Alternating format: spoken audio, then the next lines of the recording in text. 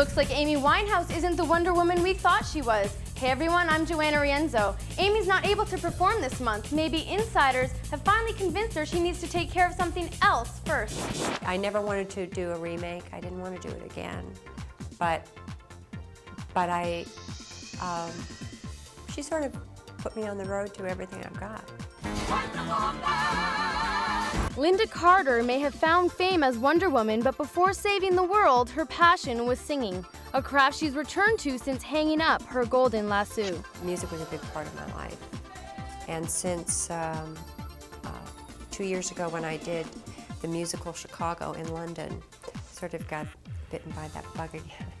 Lynda wants to strike a political chord with music to send a message, something that hasn't always worked, as the Dixie Chicks know firsthand. I'm not ready to make nice. I'm not ready to back down. Natalie Maines received quite the backlash after she spoke out against the war, but Lynda isn't afraid. The whole point of a democracy is the loyal opposition. Hello, it's your right to disagree. And scream it from the mountaintops if you want to. That's the point. Yeah, I get to speak my mind when I am on I'm on stage. Acting is still on the resume though, starring in films like Dukes of Hazzard and Sky High. But even after 18 years, Lynda will always be known as Wonder Woman. It's a robot.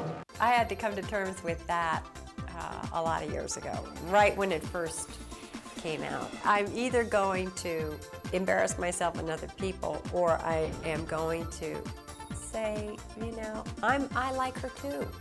I think she's fantastic. You know, I think it's a blast. And people like to tell me stories about when they were young, or, you know, and I enjoy that. It's a way to connect to people. Not sure I can. Katie Holmes as Wonder Woman?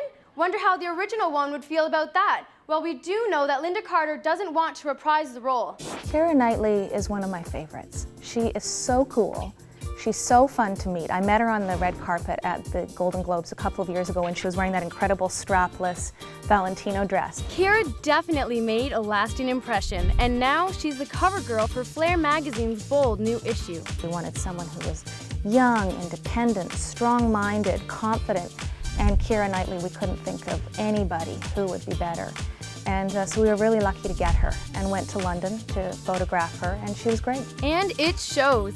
Keira is definitely a pro when it comes to striking a pose. Always seems to be put together. She always seems to have some element of style, or she has an idea of where she wants to go style-wise. When I spoke to Keira Knightley for the Pride and Prejudice red carpet, she shocked me, she stunned me.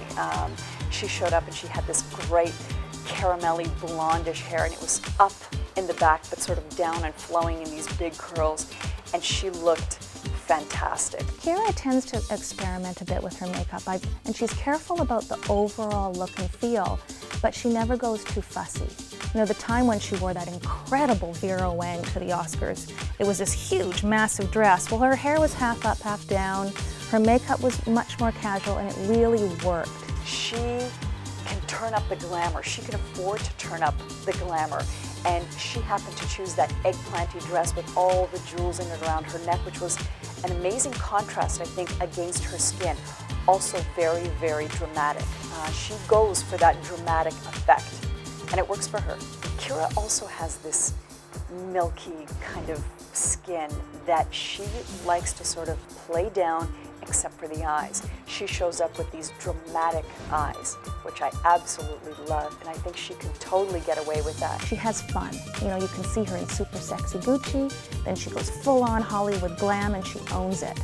And she's comfortable. And what I like about her is she has a very strong sense of herself.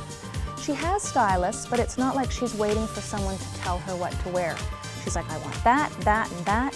She knows how to wear it. She knows how to make it work for her. And she just has this inner strength, which I think is unusual, and you just don't see very often in Hollywood anymore. Samuel L. Jackson stars in Resurrecting the Champ, about a sports reporter who realizes a homeless man is a boxer long thought dead. Sam told me that the freedom of the press is one thing, but that media sometimes takes too many liberties. Stop. Day.